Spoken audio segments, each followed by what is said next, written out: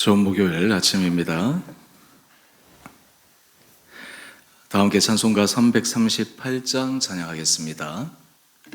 찬송가 338장입니다. 내 주를 가까이 하게 함을 십자가 심 같은 고생이나 내 일생 소원은 늘 찬송하면서 주께도 나가기 원합니다.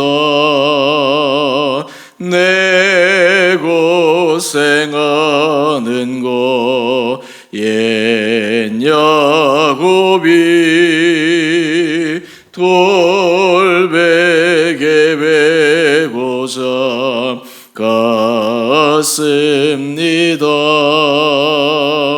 꿈에도 소원이 늘 찬송하면서 주께도 나가기 원합니다. 천성에 가는 길 험하여도 생명길 되나니 이내로다. 천사 날 부르니 늘 찬송하면서 주께도 나가기 원합니다.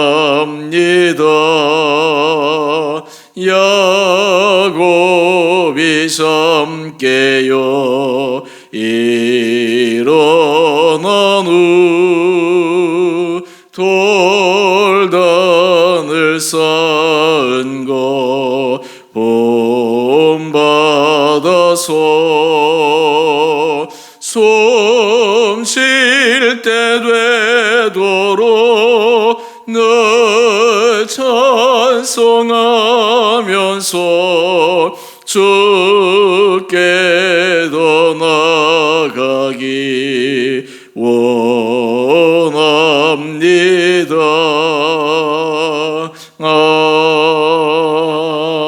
아멘.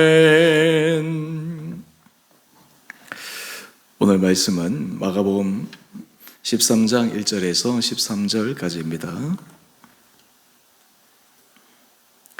예수께서 성전에서 나가실 때에 제자 중 하나가 이르되 선생님이여 보소서 이 돌들이 어떠하며 이 건물들이 어떠하니까? 예수께서 이르시되 내가 이 큰 건물들을 보느냐? 돌 하나도 돌 위에 남지 않고 다 무너뜨리리라 하시니라. 예수께서 감람산에서 성전을 마주 대하여 앉으셨을 때에 베드로와 야고보와 요한과 안드레가 조용히 묻되 우리에게 이르소서 어느 때에 이런 일이 있겠사오며 이 모든 일이 이루어지려 할 때에 무슨 징조가 있사오리이까? 예수께서 이르시되 내가 사람의 미혹을 받지 않도록 주의하라.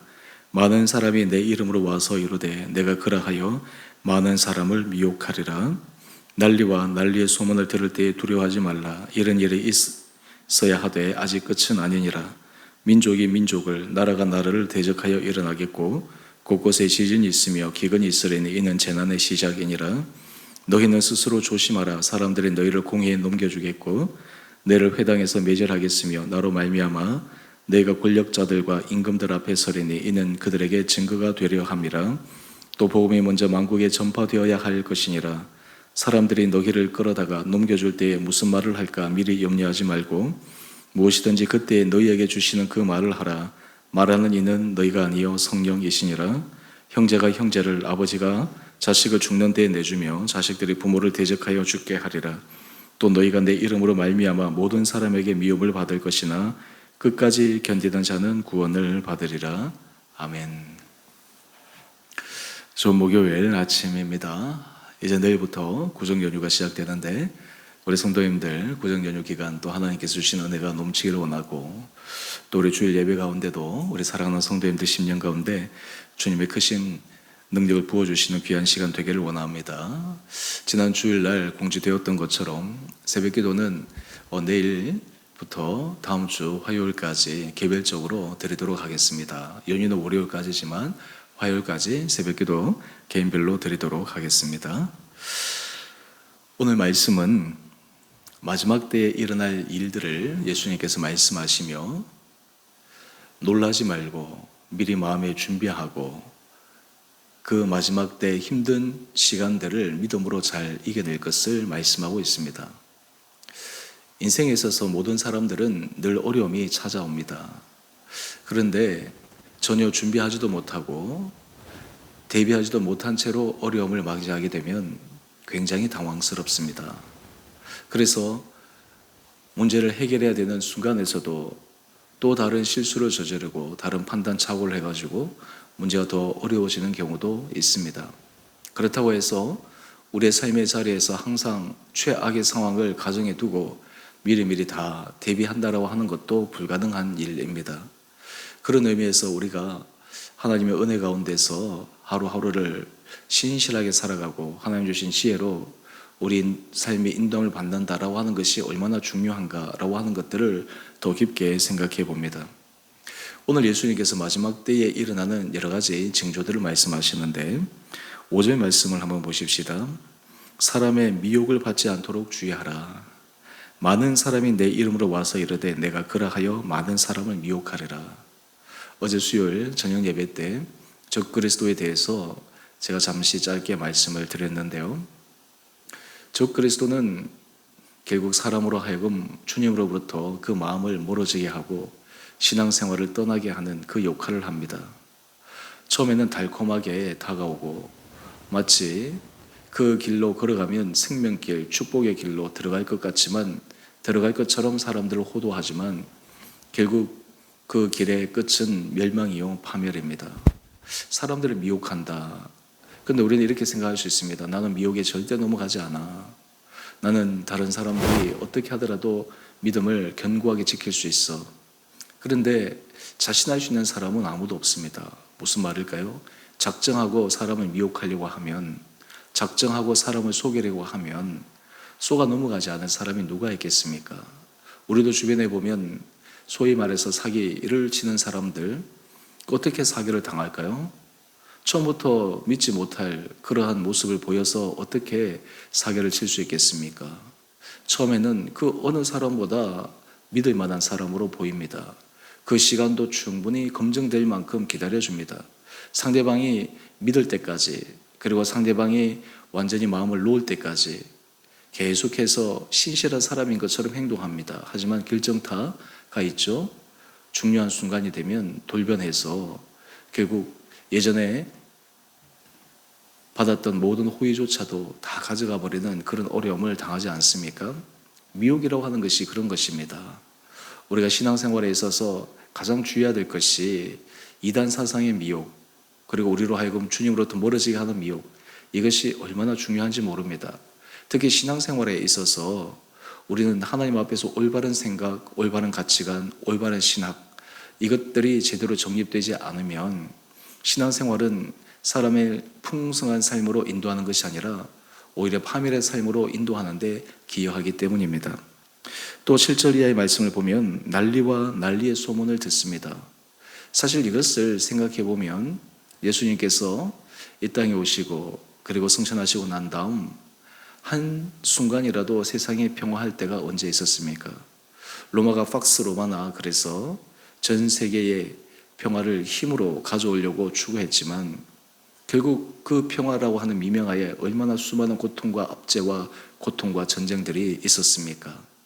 그리고 그런 평화라고 하는 것은 잠시 잠깐의 평화였지 곳곳에서 난리가 나고 전쟁이 나고 그런 소문들이 퍼지고 퍼졌습니다.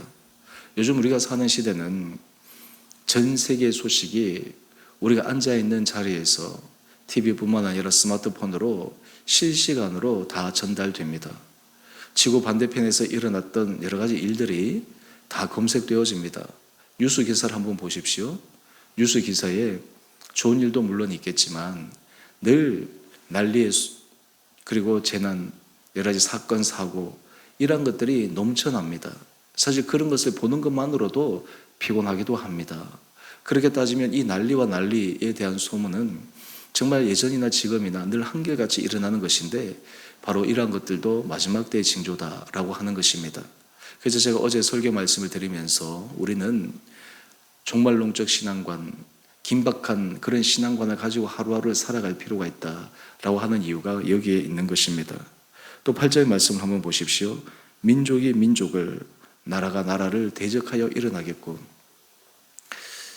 우리나라에서는 지금 나무가 북이 대치되어 있어서 이 전쟁이 실질적으로 일어날까 일어나지 않을까 노심초사하면서도 내심 한편으로는 일어나지 않을 거야 라고 하는 생각을 가지고 있습니다. 우리도 예전에 이 땅에서의 전쟁 때문에 얼마나 참혹한 그러한 경험을 했습니까? 지금 우크라이나와 러시아 전쟁, 그리고 그 전쟁에 미국과 서구 유럽들이 함께 뒤에서 보조를 맞추면서 전쟁을 하는데 한번 기사를 보십시오. 그 전쟁의 모습이 얼마나 참혹한지, 얼마나 고통스러운지 정말 상상할 수 없는 일이 일어나고 있습니다. 마찬가지로 팔레스타인 그쪽 지역에도 그 일이 일어나고 있죠. 이슈화된 이 전쟁뿐만 아니라 세계 곳곳에서는 국지전으로, 테러로 늘 항상 불안과 사람들의 공포에서 살아가고 있습니다. 여러분, 이 세상에서는 사람이 결코 평화를 가져올 수가 없습니다. 늘 문제가 일어날 수밖에 없습니다. 사건, 사고가 일어날 수밖에 없습니다. 개인과의 관계에서도 마찬가지지만 공동체 안에서도 나라가 나라별로 그리고 민족이 민족별로 이러한 다툼은 역사가 진행되어 온 이후로 계속 반복되어진 결과입니다. 이것 또한 마지막 때의 징조입니다. 그러니까 사실 우리는 늘 마지막 때를 살아가고 있는 것과 동일합니다. 언제나 위험스러운 상황 속에서 서 있다고 하는 것을 생각하지 않을 수가 없습니다.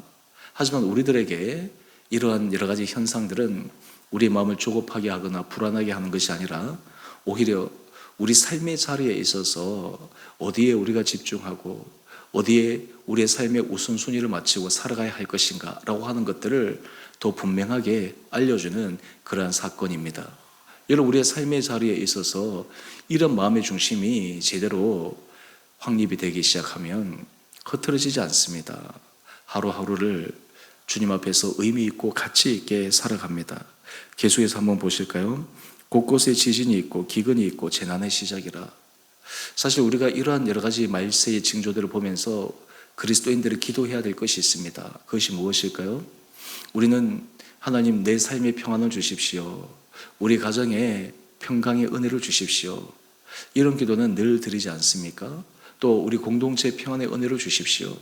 그런데 우리 그리스도인들이 이 땅을 향해서 기도해야 될 기도 제목이 있습니다. 주님, 이 땅에 평화를 주십시오. 아기 예수님께서 이 땅에 오실 때 평화를 주시기 위해 오셨는데 세계 곳곳에서 고통받는 사람들, 신음하는 사람들, 자신의 힘으로 어찌할 수 없어서 너무나 힘든 생활하는 사람들, 그 사람들에게 주님 평화의 은혜를 허락하여 주십시오. 때로는 사람들이 그런 기도를 드릴 때 그 기도가 무슨 힘이 있을까? 그저 우리 개인적으로 드리는 기도가 무슨 능력이 있을까? 해도 그만, 안 해도 그만 아닌가? 이렇게 생각할 수 있지만 아닙니다. 우리가 하나님 앞에서 믿는 자들, 그리스도인들이 해야 될 중요한 기도는 나라를 위해서, 또 이제는 한 지구촌의 가족으로 온 세계 열방들을 향해서 그런 기도가 드려질 때 우리의 기도가 그냥 개인의 기도에만 머무는 것이 아니라 하나님 나라 전체를 바라볼 수 있는 그러한 기도가 되어질 수가 있습니다. 저는 이 말세의 징조들을 보면서 특히 우리에게 이런 간절한 기도가 필요하리라고 생각합니다. 우리 나라를 위해서도 기도해야 합니다. 우리 지역 사회를 위해서도 기도해야 합니다. 우리 공동체를 위해서도 기도해야 합니다. 한국교회를 위해서도 기도해야 합니다. 이런 질문하면 현재 우리가 닥친 문제가 더 큽니다. 그 문제도 급급하게 해결하기 급급한데 어떻게 더 큰 것을 위해서 기도할 수 있습니까? 그런데 여러분, 우리가 문제가 힘들면 힘들수록 우리의 시각과 우리의 시야를 더 넓힐 필요가 있습니다. 하나님 앞에 그런 마음의 중심을 가지고 나갈 때 하나님께서 우리에게 새로운 은혜를 부어주시고 오늘 우리의 삶의 자리에서 미처 보지 못했던 것들에 집중할 수 있습니다. 작은 일의 변화와 작은 일의 결단이 우리 삶에 얼마나 큰 기적과 놀라운 변화를 가져오는지 우리는 그것을 믿으며 한 걸음 한 걸음 걸어 나가야 합니다. 또 9절 이하의 말씀을 한번 볼까요? 실질적으로 이 말세의 징조 가운데 예수 믿는 사람들이 핍박을 받습니다. 요즘은 예수 믿는다고 해서 목숨의 위협을 받는다든지 재산상의 불이익을 당한다든지 이런 것은 없습니다. 그러다 보니까 신앙생활이 좀 편해지는 것 같지만 실제로 이것이 오히려 우리에게 더 위기 상황입니다. 오히려 핍박의 때 힘든 상황 속에서는 정말 믿는 사람과 믿지 않는 사람들, 참 그리스도인과 거짓 그리스도인의 분명한 구분이 생기게 됩니다. 신실한 사람들이 주님 앞에 서게 됩니다. 왜냐하면 신실하지 못해 그냥 겉으로만 흉내내고 겉으로만 그리스도인 것처럼 명목상의 그리스도인들은 살아남아 갈 수가 없기 때문입니다. 핍박 속에서. 하지만 믿음의 사람들은 자신의 신앙의 절개를 지킵니다. 하나님 앞에서 은혜를 구하며 나갑니다. 여러분, 이 핍박의 시대를 한번 생각해 보면 요즘 우리가 겪고 당하는 것은 사실 큰 어려움도 아닙니다. 우리도 역사적으로 그런 경험이 있지 않습니까? 일제시대 때 신사참배를 통해서 창시 계명을 하고 예수 믿는 사람들이 핍박을 받고 그리고 신상 앞에서 절하도록 하는 그런 강요의 일들, 6.25 전쟁 때 공산주의자들이 예수 믿는 사람들을 죽이고 찾아내는 그러한 일들, 지금도 이 땅에는 그러한 상처의 흔적들이 그대로 남아있지만 그러들을 생각하면 요즘 우리들은 신앙생활에 있어서 좀 힘들다 어렵다라고 하지만 정말 예전에 생사를 다투는 그런 문제와 비교해 본다면 뭐가 그렇게 문제일까라는 생각을 해보게 됩니다. 사실 이런 생각을 갖고 있을 때 우리는 신앙의 야성이 살아날 수 있습니다. 하나님 앞에서 새로운 믿음의 결단을 하면서 나갈 수 있습니다. 철이 연단되어질 때 정말 높은 그러한 불길 속에 들어가지 않습니까? 근데 들어가야지 그게 다듬어지는 거예요. 그 좋은 제품이 만들어지는 것입니다. 어떻게 보면 우리 삶의 어려움과 힘듦이 고통스러운 시간일 수 있지만 그것은 우리로 하여금 신앙의 모든 불순물들을 제거해버리는 은혜의 시간인지도 모릅니다. 우리 삶에 내가 집중했던 것, 내가 바라보았던 것, 정말 주님 외에 다른 것에 내 마음이 갔던 그 모든 것들을 다시 한번 내려놓을 수 있는 결단의 시간이 될지도 모릅니다. 이어서 13절 말씀을 한번 보실까요? 사람들이 너희를 끌어다가 넘겨줄 때 무엇을 말할까 미리 염려하지 말고 무엇이든지 그때 너희에게 주시는 그 말을 하라. 말하는 이는 너희가 아니요 성령이시니라.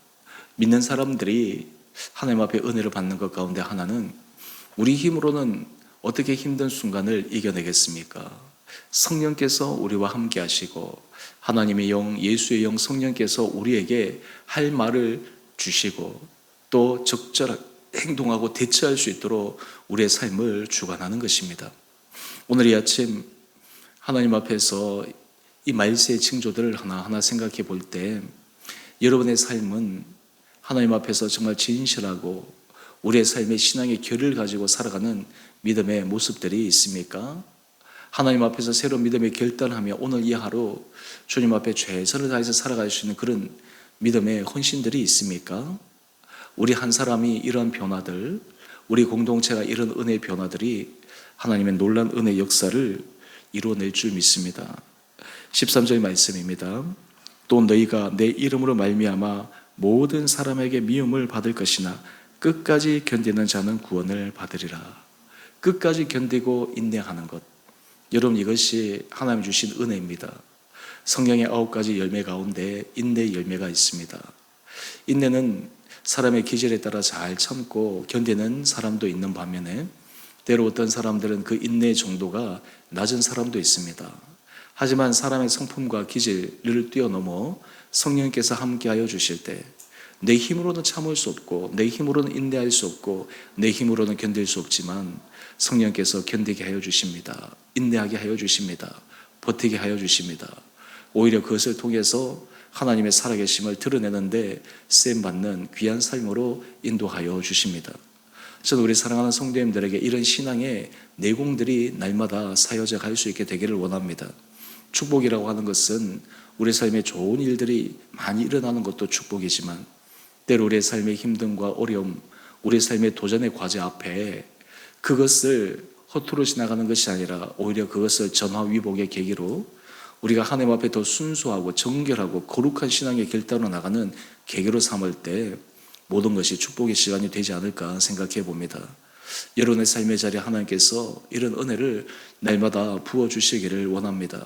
성령께서 우리의 생각을 끝까지 부여잡아 주시고 우리의 입술을 은혜 가운데 주장하여 주시고 우리의 모든 삶이 주님 앞에 인도함을 받아 마지막 최후의 승리자로 믿음 가운데 칭찬받는 귀한 한 분 한 분들 될 수 있게 되기를 원합니다. 우리의 인생이 결국 최종적으로 하나님 앞에 인정을 받고 하나님 앞에서 칭찬받는 인생이 결국 성공한 인생이 아니겠습니까? 만약 하나님 앞에 섰을 때 내가 너를 모른다 라는 그 음성을 듣는다는 것을 생각만 하는 것조차도 정말 식은땀이 흐르고 정신이 번쩍번쩍 들게 되는데 오늘 하나님 앞에서 새로운 믿음의 결단으로 우리의 모든 삶이 정말 주님 앞에서 새로워지는 은혜가 저와 여러분 가운데 있게 되기를 주님의 이름으로 축원드립니다. 함께 기도하겠습니다. 사랑의 주님, 참으로 감사합니다.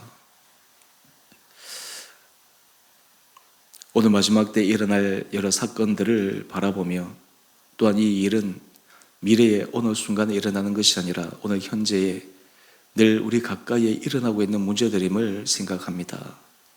그러기에 우리는 늘 오늘이 마지막 때임을 기억하며 신앙 안에서 믿음의 순수한 길을 걸어가는 결단들이 있는 사랑하는 성도들 되게 하여 주시고 삶의 자리자리마다 성령의 인도함을 받아서 성령께서 주시는 선한 생각으로 우리의 삶에 주님을 기쁘시게 드리는 거룩한 삶을 살아가는 축복된 하루하루가 되게 하여 주시옵소서.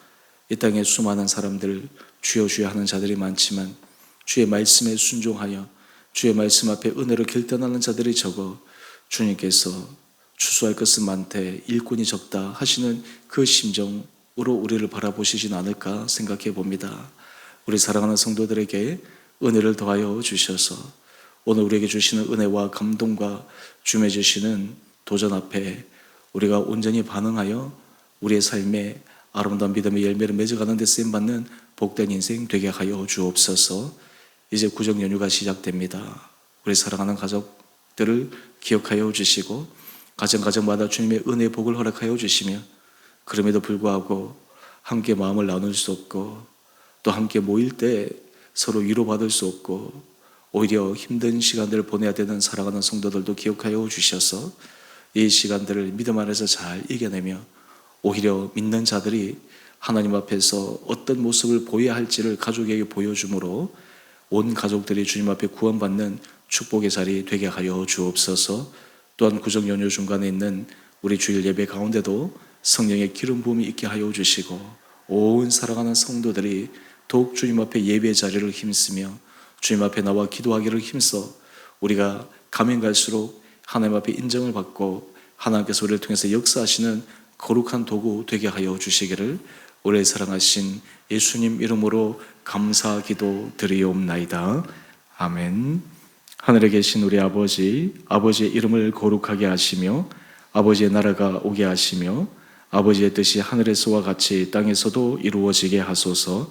오늘 우리에게 일용할 양식을 주시고 우리가 우리에게 잘못한 사람을 용서하여 준 것 같이 우리의 죄를 용서하여 주시고 우리를 시험에 빠지지 않게 하시고 악에서 구하소서. 나라와 권능과 영광이 영원히 아버지의 것입니다. 아멘. 제가 설교 소도에도 말씀을 드렸는데 우리 새벽기도는 다음 주 화요일까지 개별적으로 드리겠습니다.